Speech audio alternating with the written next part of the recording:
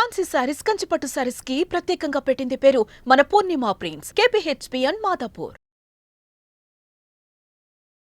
నమస్కారం. కార్తీక పురాణం 26వ రోజు పారాయణలోకి వచ్చాం. ఈరోజు కార్తీక బహుళ ద్వాదశి. ముందు రోజు ఏకాదశి నాడు ఉపవాసం ఉన్నవారు ఏకాదశి నాడు దాన ధర్మాలు ఏదైనా కుదిరితే చేసుకోవటం, ఒకవేళ కుదరకపోతే ద్వాదశి నాటి ఉదయము ద్వాదశి ఘడియలు దాటకుండానే పారణ చేయాలి. భోజన కార్యక్రమం ముగించుకోవాలి. ఎవరైనా బ్రాహ్మణుడికో లేదా సాటి వాళ్ళు ఎవరైనా సరే, మన వాళ్ళకైనా సరే వారికి భోజనం పెట్టి దక్షిణ తాంబూలాదులు ఇచ్చి తర్వాత మనం కూడా భోజనం చేయాలి. ఒకవేళ ఏదైనా దాన ధర్మాదులు చేయదలుచుకుంటే పారణకి ముందే ఉదయకాలంలోనే దాన ధర్మాదులు, దీపదానం చేయదలుచుకుంటే అది, దీపారాధనలు విశేషించి చేయదలుచుకుంటే అవి చేసేసి తర్వాత ద్వాదశి పారణం చేయటం మంచిది.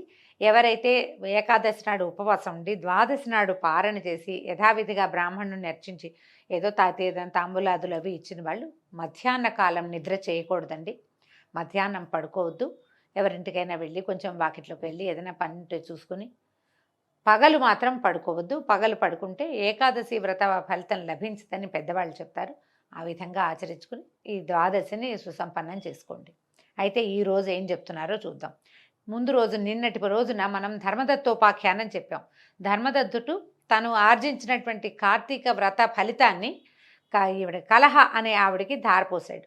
ఆమెని విష్ణు పార్షదులు తీసుకెళ్ళిపోతూ ఉండగా అయితే ఇవన్నీ విష్ణుగణాలని అడిగాడనమాట. ఎట్లా ఏమిటి అని అడిగేసరికి వాళ్ళు చెప్పారు, నాయన నువ్వేం బెంగపెట్టుకోక, నువ్వు కూడా వైకుంఠానికి వెళ్తావు, ఆమె వైకుంఠానికి వెళ్తుంది, తదుపరి జన్మలో తర్వాత రాగల కాలంలో నువ్వు దశరథుడిగా పుడతావు, ఈమె కైకేయిగా జన్మిస్తుందని వాళ్ళు చెప్పింది విన్నటువంటి ఈ కథంతా విని విషయం విన్నటువంటి ధర్మదత్తుడు విస్మృత చేష్టుడు, విస్మయ రూపుడు అయిపోయి పునః వారికి దండవత్తుగా ప్రణామం ఆచరించి, ఓ విష్ణు స్వరూపులారా, ఈ జనానీకమంతా అనేకానేక క్రతువ్రత దానాల చేత ఆ కమలనాభుణ్ణి సేవించుకుంటూ ఉన్నారు. వాటి అన్నిట్లోనూ ఏ ఒక్కదానిని ఆచరించడం వల్ల విష్ణువుకి అత్యంత ప్రీతి కలుగుతుందో, దేని వలన విష్ణు సాక్షాత్కారం లభిస్తుందో దాన్ని సెలవీయండి అని వేడుకున్న మీదట విష్ణుగణాలు అతన్ని ఇట్లా సమాధానపరిచాయట. ఏం చెప్పారో చూద్దాం. ఓ పాపరహితుడైన బ్రాహ్మణ, నీవడిగిన ప్రశ్నకు ఇతిహాసపూర్వకమైన సమాధానాన్ని చెప్తాము విను. పూర్వము కాంచీపురాన్ని చోళుడు అనే రాజు పరిపాలించేవాడు. చోళాస్ కాలం మనకు తెలుసు కదండి, చోళులు, చాళుక్యులు. ఈయన రాజరాజ చోళుడో ఇలాంటి పేరున్న ఒక చోళ చక్రవర్తి రాజ్యం చేసేవాడు. అతని పేరు మీదే ఆ ప్రాంతాలన్నీ చోళ దేశాలుగా ప్రఖ్యాతి వహించాయి. అతని మొదటి రాజు గురించే చెప్తున్నారు అనుకుందాం. ఆయన పేరు మీదే ఈ చోళ సామ్రాజ్యం పేరు కాంచిందనమాట. ధర్మపాలనకి పెట్టింది పేరైన ఆ రాజు విష్ణుప్రీతికై అనేకానేక యజ్ఞాలను నిర్వర్తించాడు. అతని యజ్ఞాలకై నిర్మించబడిన బంగారపు యూపస్తంభాలతోటి తామ్రపర్ణి యొక్క 2 తీరాలు కూడా కుబేర ఉద్యానవనాలైనటువంటి చైత్రరథాల వల్లే ప్రకాశించేవి. యూపస్తంభాలంటే యజ్ఞంలో ఒక స్తంభాన్ని పాతి పెడతారండి, యజ్ఞం చేసిన దానికి గుర్తు. ఆ యూపస్తంభానికే యజ్ఞ పశువుని కట్టి యజ్ఞానికి కావలసిన బలి కార్యక్రమాదులన్నీ నిర్వహిస్తారట. ఈ సూర్యవంశ క్షత్రియుల కాలంలో కూడా అలాగే ఎన్నో యూపస్తంభాలు వేశారని చెప్తారు.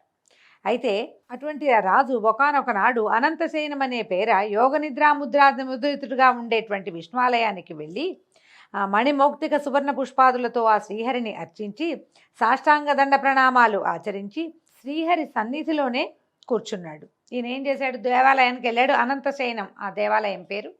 విష్ణువు ఇట్లా పడుకుని ఉన్నటువంటి శయనమూర్తిగా ఉన్నటువంటి దేవాలయానికి వెళ్ళాడు. అనేక మణులతోటి, మౌక్తికాలతోటి, రత్నాలతోటి అర్చన చేసి సన్నిధిలో కూర్చోమంటారు కదా, కూర్చున్నాడు. కూర్చునేసరికల్లా అంతలో విష్ణుదాసుడనే బ్రాహ్మణుడొకడు విష్ణువార్చనార్థమై ఆ ఆలయానికి వచ్చాడు. విష్ణు సూక్తాన్ని పఠిస్తూ అతడు ఆ విష్ణు సౌజ్ఞను అంటే ప్రతిమని అభిషేకించి తులసి దళాలతోనూ గుత్తులతోనూ విష్ణు పూజని నిర్వహించాడు. దళాలు కోసుకొచ్చాడు. మంజరులు అంటే కుచ్చులు వస్తాయి కదా మనకి, విత్తనాలు వచ్చే వాటిని గుత్తులు అంటారు లేదా మంజరి అంటారు, దాని పేరు అది. ఆ మంజర్లతోటి అర్చించాడట. విశేషంగా విష్ణు పూజను నిర్వహించాడు. అది చూసిన రాజుగారికి మహాప్రచండమైన కోపం వచ్చిందట. ఆ కోపంలో తాను ధర్మవేత్త అయ్యుండి కూడా అవతలి యొక్క బ్రాహ్మణాభిజాత్యాన్ని విస్మరించి అవతలైన బ్రాహ్మడు ఈయన్ని మనం ఇట్లా అనకూడదు అనకూడదు అని ఆలోచించలా. ఒక కష్టంతో వచ్చింది ఆయనకి. ఓ విష్ణుగోరి విష్ణుదాసుడా, నేను మాణిక్యాలతోనూ బంగారు పువ్వులతోనూ చేసిన నా పూజ వలన ప్రకాశమానుడిగా ఉన్నటువంటి ఈ ప్రభువుని నీ తులసాకుల పూజతో ఎందుకు కప్పేశావురా? నేనెంతో భక్తితో ఆచరించిన పూజని ఇలా పాడు చేశావంటే అసలు నీకు విష్ణు భక్తి అంటే తెలుసా అని చీదరించుకున్నాడు. ఇప్పుడు తులసికి ఏ రత్నంతో పోలిక లేదు. కొన్ని వేల కోట్ల రత్నాల కంటే ఒక్క తులసి దళం చాలా గొప్పది. కానీ రాజుకి ఆ రకమైన ఆలోచన లేదు. నేను అద్భుతమైన పూజను సమర్పించాను, మణులు రత్నాలు పెట్టి బంగార పువ్వులు పెట్టి పక్కన దీపాలు పెడితే ఆ దీపాల వెలుగులో స్వామివారి సౌమ్య ఆ ప్రతిమా విశేషం చాలా మెరిసిపోతోంది. ఎప్పుడైతే ఇవన్నీ పక్కకు తొలగించి దాని మీద పక్క తొలగించపోయినా పైన పత్రాలును మంజరలతో కప్పేశాడు ఆయన. ఇక వెలుగు లేదు. దాంతో కష్టంతోచి అడిగాడు. దాంతో ఈ బ్రాహ్మణుడి కూడా చాలా కోపం వచ్చిందట.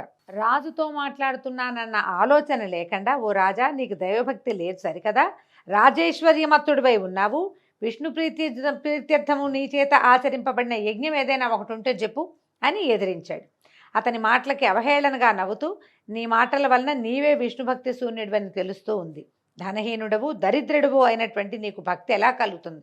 అసలు నువ్వెప్పుడైనా విష్ణుప్రీతిగా నువ్వు చేసావా ఒక యజ్ఞాన్ని?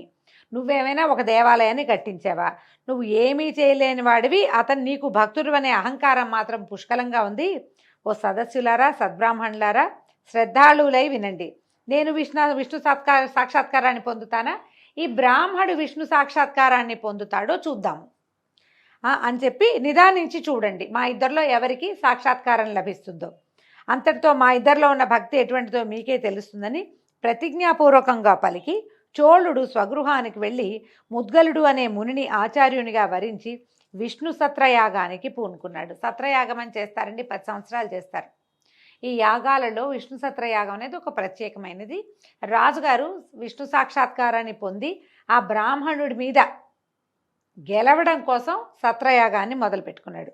బహుకాల పూర్వం గయాక్షేత్రంలో ఋషి సముదాయాలతో చేయబడింది.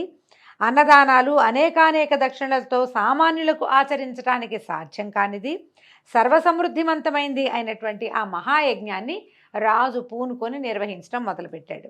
పేదవాడైన విష్ణుదాసుడు ఆ గుడిలోనే విష్ణు దీక్షితుడై హరిప్రీతికై ఆచరించవలసిన మాఘ కార్తీక వ్రతాచరణలు, తులసీవన సంరక్షణలు, ఏకాదశి నాడు ద్వాదశాక్షరి యుత విష్ణు జపము, షోడశోపచార విధిని నిత్య పూజలను, నృత్య గీతవాద్యాది మంగళ ధ్వనులతోనూ ఈ విధంగా తన శక్తి మేరకు భక్తియుక్తుల్ని ఆచరించడం మొదలుపెట్టాడు. ఈ పందెం రాజు మొదలుపెట్టాడు. ఆయన మొదలెట్టాడు కాబట్టి విష్ణుదాసుడు కూడా తను చేయటం మొదలుపెట్టాడు. తుదకు ఇతను ఏం చేసేవాడు, నిత్యము సర్వవేళల్లోనూ భోజనాది సమయాల్లోనూ సంచారమందు తుదకు నిద్రలో కూడా హరినామస్మరణను చేస్తూ ప్రత్యేకించి మాఘ కార్తీక మాసాలలో విశేష నియమపాలన్ని ఆచరిస్తూ ఉండేవాడు. ఆ విధంగా భక్తులైన చోళుడు విష్ణుదాసుడు ఇద్దరూ కూడా తమ సర్వేంద్రియ వ్యాపారాలని విష్ణువ్రతనిష్టలోనే నిలిపి విష్ణు సాక్షాత్కార ప్రాప్తి కోసం చాలా కాలం తమ వ్రతాల్ని ఆచరిస్తూ ఉండిపోయారు. కాలం గడుస్తూ ఉండగా ఒకనాటి సాయంకాలం విష్ణుదాసుడు వండుకున్న భోజనాన్ని ఎవరో కాజేసుకుని వెళ్ళిపోయారు. నేనేం చేశాడు, పగలల్లా విష్ణు సేవలో ఉండి సాయంకాలం భోజనం వండుకుని దేవాలయానికి వెళ్ళి అర్చన చేసుకుని వచ్చాక తినేవాడు. బహుశా పాపం అన్నం వంట ఏదో వండుకున్నాడు, అది అక్కడ పెట్టాడు, అది కాస్త వెళ్ళిపోయింది, ఎవరో తీసుకుపోయారు. ఆ దొంగిలించిన వాళ్ళెవరా అనే విషయమై విష్ణుదాసు పెద్దగా విచారణ చేయలేదు. పునః వంట ప్రయత్నాలు చేద్దామంటే సాయంకాలం పూజకు సమయం మించిపోవడంతో ఆ రోజున భోజనం లేకుండానే విష్ణు పూజ చేసేసుకున్నాడు. అందులోనే గడిపేశాడు. మర్నాడు కూడా వంట చేసుకుని శ్రీహరికి నివేదించే లోపలే ఎవరో ఆ వంటకాలని కాజేసుకుపోయారు. విష్ణు పూజకు వేళపోనీయకూడదనే ఆలోచనతో ఆ రోజు కూడా ఆ బ్రాహ్మణుడు అభోజనంగానే విష్ణు సేవని కొనసాగించాడు. ఇలా వారం రోజులు గడిచాయి. ప్రతిరోజు అతని భోజనాన్ని ఎవరో అతి చాకచక్యంగా, అంటే కంటికి తెలియకుండా పాపలు తీసేస్తున్నారు. ఆయన అక్కడే ఉంటాడు, ఎప్పుడు మాయమైపోతుందో అయిపోతుంది అంతే. అయితే ఈయన పస్తులుంటూ కూడా హరిసేవ చేస్తూనే ఉన్నాడట. వారం రోజుల పాటు అభోజనంగా ఉండటంతో విష్ణుదాసుడికి 7వ రోజున అనిపించింది, ఏమిటి ఇన్ని రోజుల నుంచి ఎవరో తీసుకుపోతున్నారు, ఆ దొంగ ఎవడో పట్టాలనిపించింది. వారం నుంచి ఏం పెద్ద శ్రద్ధ పెట్టలా, చివరికి ఒకరోజు అనిపించింది అనమాట. అందువల్ల ఆనాడు పెంద్రాళే పని ముగించుకుని వంటకాలను పూర్వస్థానం అందే ఉంచి తాను చాటును దాగి కూర్చుని ఈ దొంగ కోసం ఎదురు చూడడం మొదలుపెట్టాడు. కొంతసేపటికి ఒకానొక చండాలుడు ఆ అన్నాన్ని దొంగిలించేందుకు వచ్చాడు. వాడి ముఖం అత్యంత దీనంగా ఉంది. రక్తమాంసాలు ఏమాత్రము లేకుండా కేవలము ఎముకల మీద చర్మం కప్పినట్టుగా ఉన్నవాడు, అన్నార్తుడు అయిన ఆ చండాలుడు వంటకాలను దొంగిలించుకుపోవటం మొదలుపెట్టాడు, తీసేశాడనమాట. అతని హైన్య స్థితిని చూసి అప్పటికే కరుణాభరితమైన హృదయంతో ఉన్న బ్రాహ్మణుడు, ఓ మహాత్మా కాసేపు ఆగవయ్యా, ఆ అన్నాన్ని అలా ఒట్టిగా తింటం కష్టం, ఈ నేతి కూడా పట్టుకెళ్ళని నేతి కింద తీసుకుని బయలుదేరాడు. నేతి జాడితో సహా అతని వెంటపడ్డాడు. ఈ విప్రుడు తనని బంధించి రాజభట్లకు అప్పగించుతాడనే భయంతో ఆ చండాలుడు విసురుగా పరిగెత్తడం మొదలుపెట్టాడట. ఈ బ్రాహ్మణాయన కూడా ఆ చోరుడి వెనకాలే పరిగెడుతూ, అయ్యా నెయ్యి తీసుకుని కలుపుకొని తినవయ్యా స్వామి, చెప్పిన మాట వినవయ్యా, నెయ్యి వేసుకొని నెయ్యి వడ్డించటానికి వెంబడబడుతున్నాడు. అసలే అలసటగా ఉన్న చండాలుడు భయం వలన నేలను బడి మూర్ఛపోయాడు. అతన్ని వెన్నంటి వచ్చిన విష్ణుదాసుడు, అయ్యో మూర్ఛపోయావా మహాత్మా అని చెప్పి తన పైవస్త్రపు చెంగులతో ఆ చండాలుడికి ఇట విసరటం మొదలుపెట్టాడు. పాపం ఊపి లేదు, ఈయన నీరసపడిపోయి మూర్ఛపోయాడు, భయపడ్డట్టున్నాడు. ఇంత పరిగెత్తాడు ఆకలితోటి అని బాధపడుతూ విసురుతున్నట్ట. ఈ విసిరిన గాలికి మెల్లిగా శీఘ్రంగా కోలుకున్నటువంటి చండాలుడు చిరునవ్వు నవ్వుతూ లేచాడు. అప్పుడు ఇతడు విష్ణుదాసుని కళ్ళకి శంఖచక్ర గదాబ్జధారి, పీతాంబరుడు, చతుర్భుజుడు, శ్రీవత్సలాంఛితుడు, కౌస్తుభాలంకృతుడు అయిన శ్రీమన్నారాయణుని వలె కనిపించటంతో అతగాడు సాత్విక భావావృతుడైపోయి అవాక్కుగా ఉండిపోయాడు. అట్లా నోరు తెచ్చుకుని ఉండిపోయాడు అనమాట. విస్మయకరమైన సంఘటన ఉన్నప్పుడు మనం ఏం చేస్తాము? ఎవరికైనా మాట మంతి వస్తుందా? ఏమీ లేదు, నోరు తెచ్చుకొని ఉండిపోయాడు, అవాక్కుగా ఉండిపోయాడు. ఈ భక్త భగవానుల సంగమ దర్శనార్థం ఇంద్రాదులెందరో విమానారూఢులై ఆ ప్రాంతాలకు వచ్చారు. విష్ణువు మీద, విష్ణుదాసుడి మీద కూడా పువ్వుల వాన కురిపించారట. అప్సరసలు ఆడారు, గంధర్వులు పాడారు, దేవగణాల వందలాది విమానాలతో ఆకాశం అంతా నిండిపోయిందట. భగవంతుడు భక్తుడు కలిసినటువంటి ఈ సన్నివేశం అత్యద్భుతమైనది, లోకంలో చాలా అరుదుగా జరిగేది. ఈ అరుదైన సంఘటన చూడడానికి దేవగణాలన్నీ వచ్చి బార్లు తీర్చేసాయట ఆకాశం అంతా. అనంతరము ఆ ఆదినారాయణుడు విష్ణుదాసుని గాఢంగా కౌగలించుకున్నాడు. తన సారూప్యాన్ని ప్రసాదించి తనతో బాటే విమానం ఎక్కించుకుని వైకుంఠానికి బయలుదేరాడు.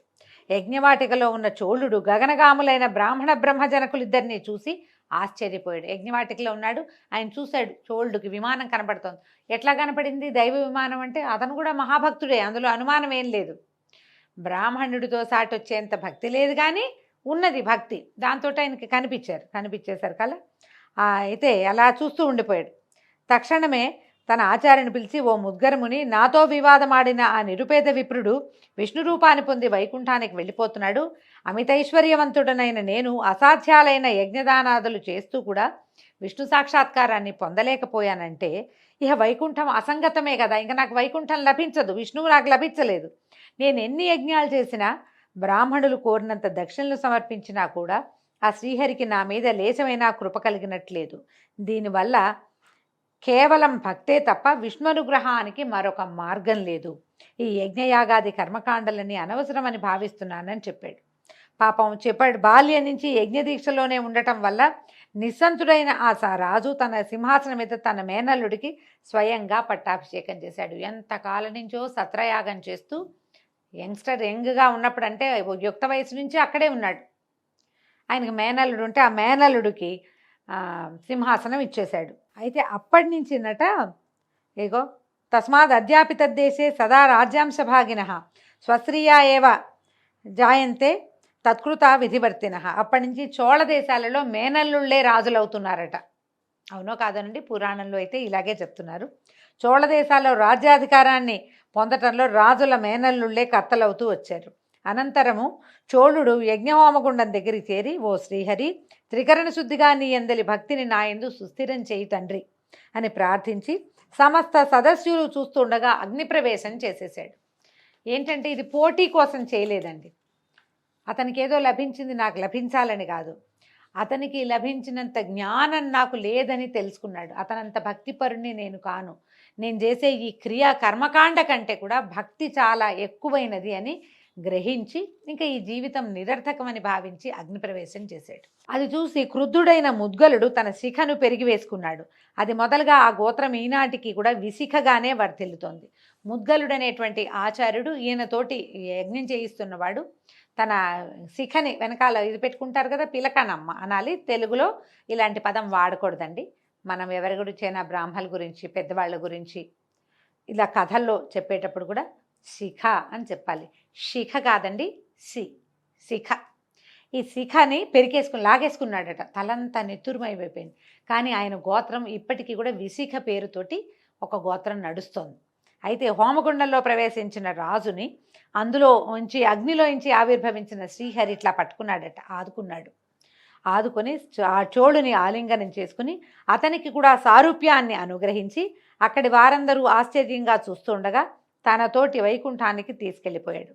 ఓ ధర్మదత్త, అలనాడు ఈ విధంగా ఆ శ్రీహరి ఇటు విష్ణుదాసుని అటు చోళుని కూడా అనుగ్రహించి సాక్షాత్కారం ఇచ్చి తన వైకుంఠ ద్వారపాలకులుగా చేసుకున్నాడు. కాబట్టి ఓ విప్రుడా, విష్ణు అనుగ్రహానికి విష్ణు సాక్షాత్కారానికి 2 విధాలుగా ఉన్న ఒకే ఒక మార్గము భక్తి మాత్రమే. కర్మకాండలు ఎన్ని చేసినా, ఎన్ని పువ్వులు పెట్టాం, ఎంత తెచ్చాం, ఎంత ప్రసాదాలు చేసాం కంటే కూడా భక్తి, ఎంత మనసు భగవంతుని యందు ఉంచాము, ఎంత శ్రద్ధ భగవంతుని మీద ఉన్నది అనేదే అత్యంత ముఖ్యమైనది. ఆత్మజ్ఞానము ఒకటి, ఆత్మజ్ఞానం రెండోది ఆత్మార్పణము అని విష్ణుదత్తుడికి బోధించి విష్ణు పార్షదులు మౌనం వహించారు. దీంతో 26వ రోజు పారాయణ పూర్తయిందండి. రేపు ఉదయం 27వ రోజు పారాయణలో మళ్ళీ కలుసుకుందాము. నమస్కారం.